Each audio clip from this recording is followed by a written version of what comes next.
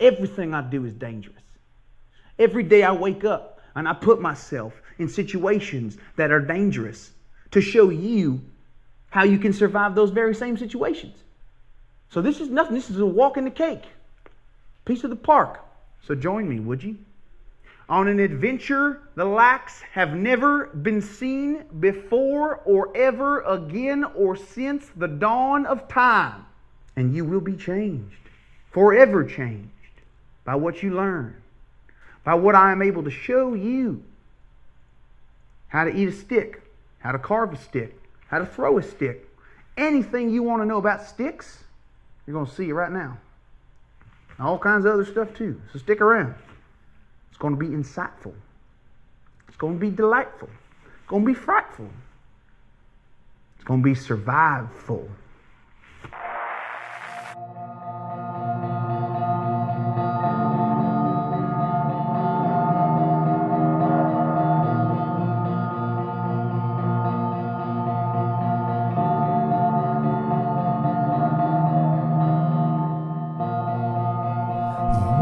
Dig this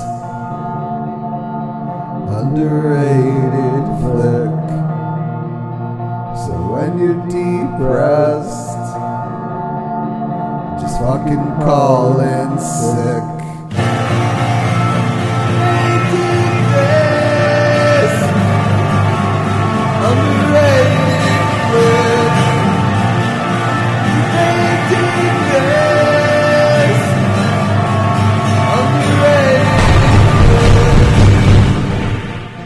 When you're depressed,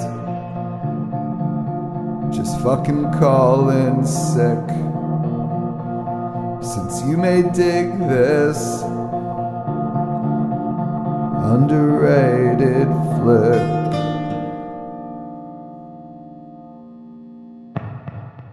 Hi, my name is Noah Nichols, and this is the inaugural first edition of this underrated flick. My idea for this show, what I wanted to do was I wanted to kind of give the vibe digitally off of back in the day when you were at a video store. Because I worked at a video store. I worked at Blockbuster when I was like 17, something like that. And I wanted to give, a quick weekly show where I would highlight really, buried treasures of cinema. And I'm not talking about that crappy, like when you're on YouTube and you see somebody say, oh, why isn't this getting more views? Why isn't this, it's so criminal how people are sleeping on this. And it's like, what the hell are you smoking? Because when I see comments like that, I just see, oh, it has like 253,000 views. Like, to me, that's not underrated. I'm talking like, okay, I wouldn't say strict rules here, but I would say under my deal, I'm going to highlight movies that are under 20,000 ratings on IMDb. So I don't know why I came with 20. I just thought that was a good number, a good even number. But so that's it. There are some movies that I wanted to highlight on this show in the future installments that are just above 20,000, but oh well, I'll just like recommend them, on a whim or whatever. So anyway, getting to the movie at hand, we have Tex Montana Will Survive. And what this movie is it's really unique. It's first of all, it was co-directed by Jeremy Gardner and Christian Stella, and it was done for, I believe, $1,500. The thing about it is this movie is incredibly deceiving because it's shot, on tripods and simple, like kind of one camera setup almost, because it's done in a reality series, base. But the shots that Christian Stella is like setting up are just so beautiful. And it's just a good juxtaposition because the movie is so funny, but when Tex Montana is spouting off his unbelievable nonsense, you have such beautiful vistas, like beautiful scenery to gaze upon. And there's this certain shot where he's talking about how he needs to quit smoking cigarettes to Amanda, which I'll get into Amanda, in a second, because I find that very fascinating. But he's sitting there, like, and the shot's really far away, and it's just him chilling by a fallen tree smoking.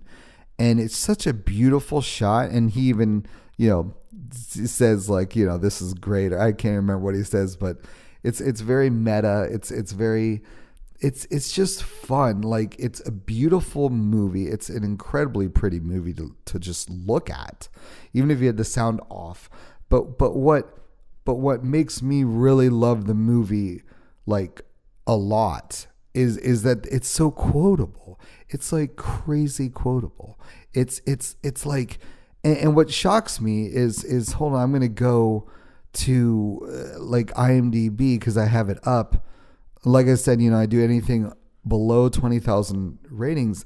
And the reason why I wanted to start with Tex Montana first is because it only has 216 ratings, 6.3 out of 10 as of 3/19/19.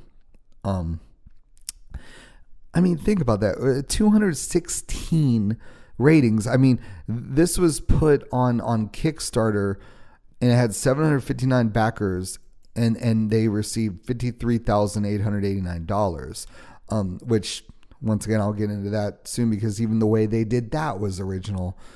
Extremely cool. So IMDb, so it was only a measly 216 ratings. Are you kidding me? Like, this movie should have thousands upon thousands. And I know I'm turning into that douchebag, who's on YouTube complaining, but this is warranted here, because this movie is underrated in every sense of the word. So what I find surprising about this movie, getting back to the quotable aspect of it, it is, there are no quotes in it. I mean, on IMDb, nobody has contributed and put quotes, and I find that just it's lunacy. It's complete insanity, because this movie is one of the most quotable movies I've ever seen. And I listened to an interview recently with Christian Stella, kind of poo-pooing Tex Montana, even though he said he loved it. But really, Tex Montana was done as like, it was kind of like an intermediary. It was kind of like a limbo movie, because they used Kickstarter in a really cool thing to raise the money to help them with their next big feature, their genre-specific movie called Something Else, which, by the way, I really want to see. And I may even go with my girlfriend to Tribeca in late April to see it, because it looks, I mean, there's not even a trailer for it, and I've just seen a few, stills of it, and I read the little premise, the teaser blurb, and it seems amazing. So I'm totally there for it. They have my money. Bam, cut and print. Bam, that's it. But they used the money from Kickstarter to fund that, or help them with their travels and all their deals. So Tex Montana really was kind of like a cork. It was like, I don't know. I'm not going to get into the lost terminology of Jacob and all the island shit, but some people that listen to this will laugh at that maybe.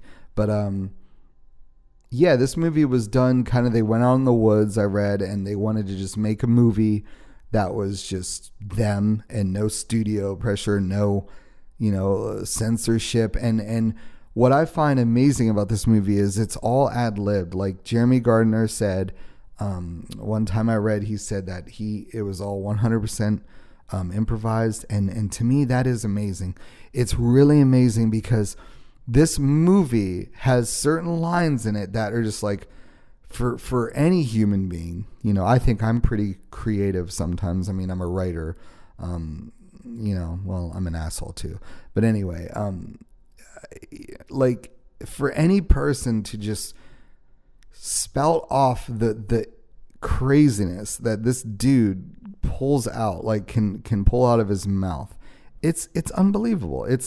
this movie, I can't say enough good things about it. It's very short. It doesn't overstay its welcome. And the best part about it is it's easily accessible. That's the reason why this is the first episode of this show. And I know I'm, talking blah, blah, blah, blah, blah, but I can't say enough good things about it. I'm trying not to spoil anything. I don't want to tell what happens or anything. I kind of want to give this vibe. This show is kind of like a vibe of, I'm that annoying, dorky kid who would check out your movies back when you would actually have a video store to go to. And I would be like, like beating a dead horse and telling how good a movie is until you're like, okay, just shut the fuck up and just show me where the movie is or give it to, and just go, leave me alone. So that's what this movie, that's what this movie makes me feel. It motivates me to encourage people to watch it because it, like I said, just a moment ago, it's easily accessible. It's on YouTube for free. It's on archives.org, I believe. It's on anywhere you can download it. You can do anything you want with it. 1080p, like Blu-ray quality, because they did the Kickstarter and they made it where they distributed it themselves.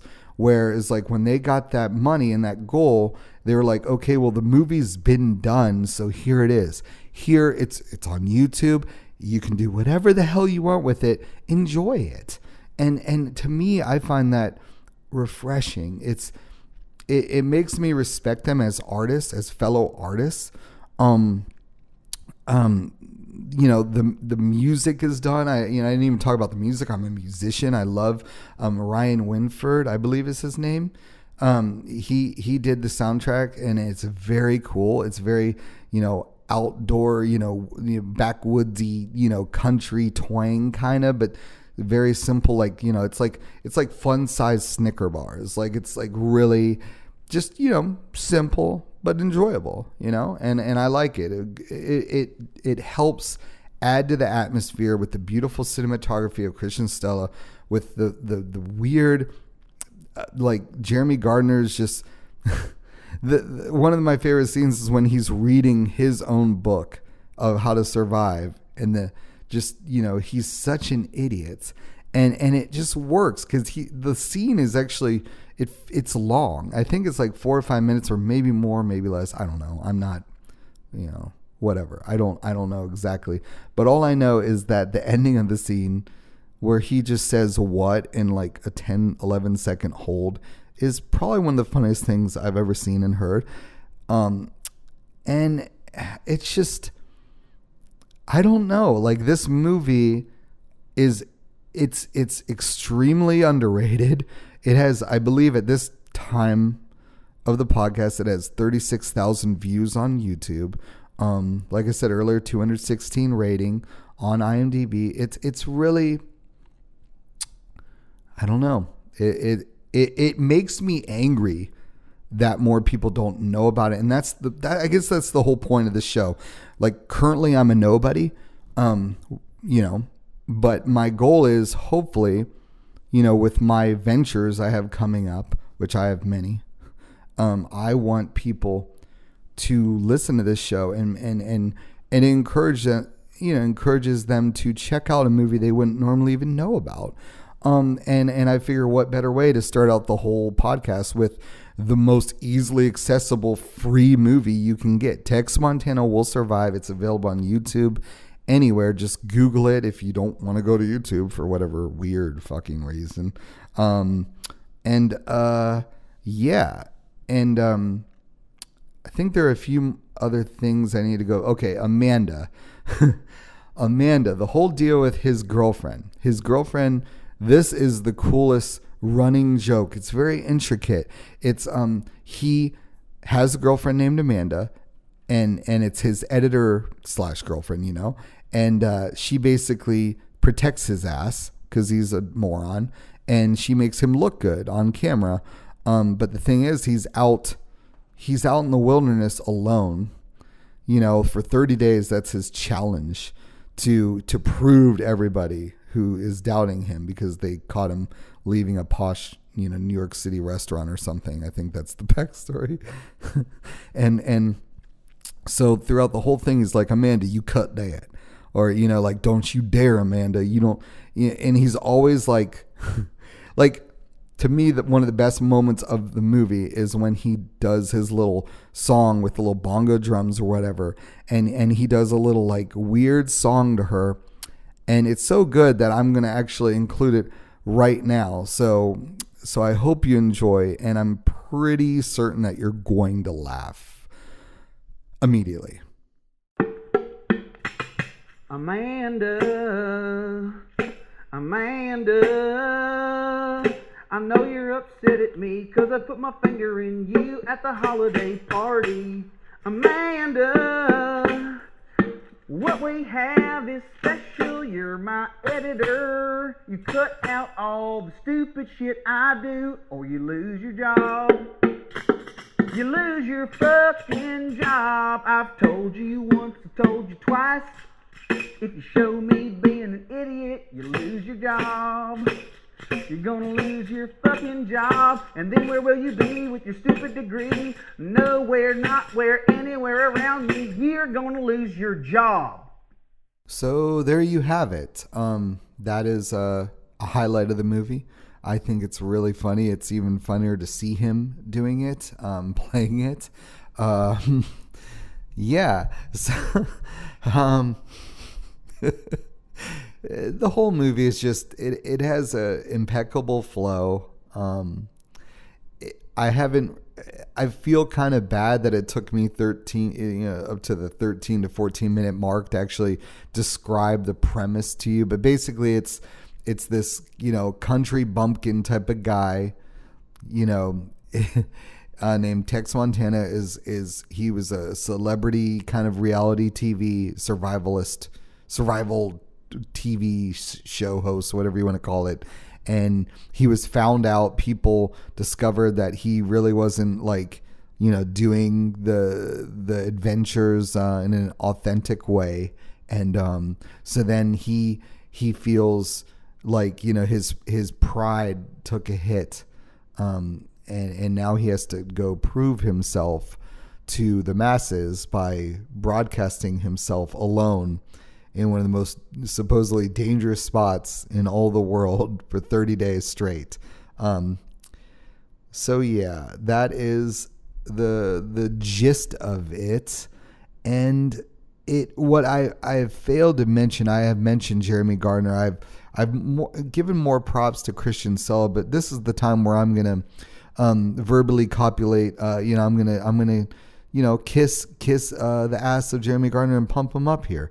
I'm a big fan of one man show motion pictures, and he handles it expertly here. He is, it's all on his shoulders essentially. I mean, yeah, there is like one little scene with something else which is really funny. It's like a cameo of his guest, his co-star. I think his name's Adam Cronheim. Sorry if I'm mispronouncing that. I apologize to whatever creators of these flicks are, ghosting me. But anyway, he was in The Battery with him. He was a co-star, Adam Cronheim, and that movie is a amazing zombie movie. It's not even really a zombie. It's like an indie buddy comedy with light zombie leanings is how I look at it. But that's actually how I got into Tex Montana Will Survive, because I watched The Battery on Shudder, and then it led me down the rabbit hole to see this, and that's why I really respected them, because of how they did distribution, and they set this movie up. Tex Montana Will Survive. So getting back to Jeremy Gardner, his performance here is just stunning. It's actually low key mastery, really, because that'd be pretty good on like a DVD or Blu-ray box, wouldn't it be?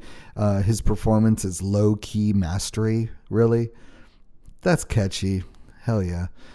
And so the movie, a lot of people kind of write it off like this movie as, oh, it's just one note, one trick pony, but not.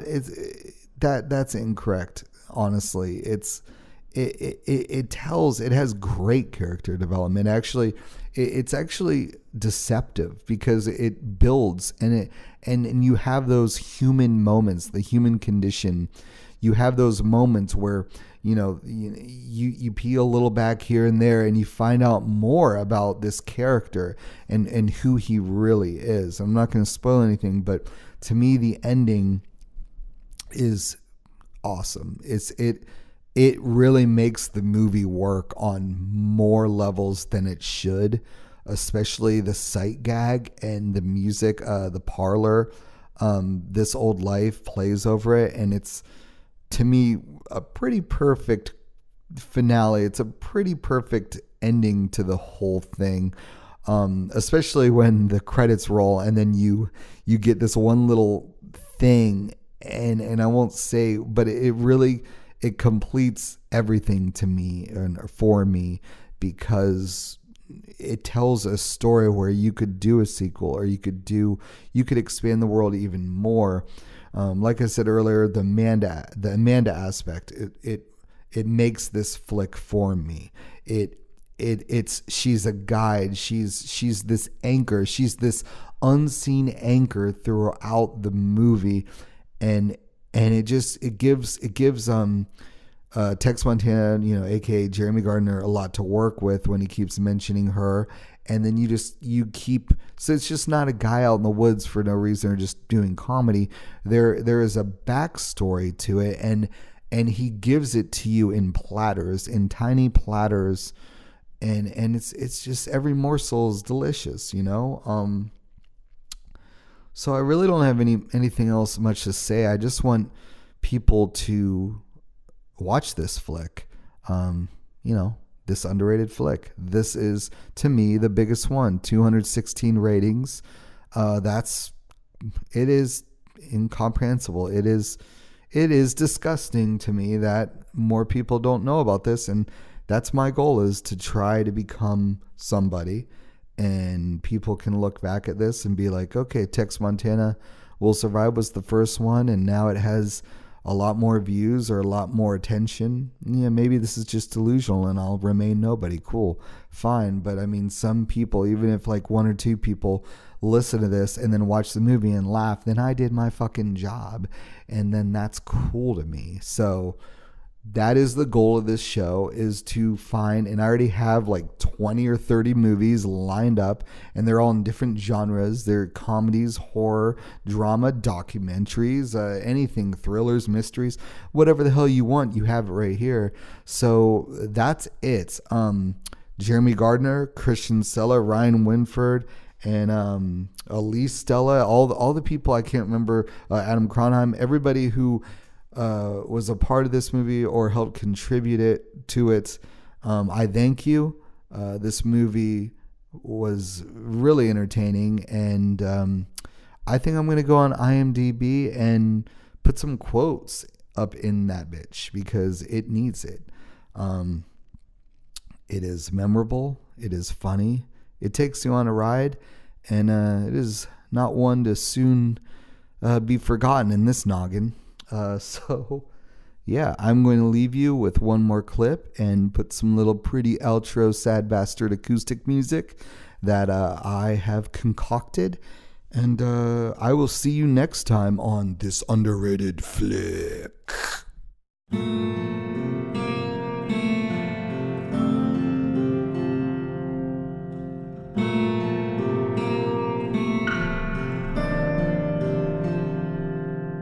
I have been accused of being a pathological liar my whole life, as long as I can remember.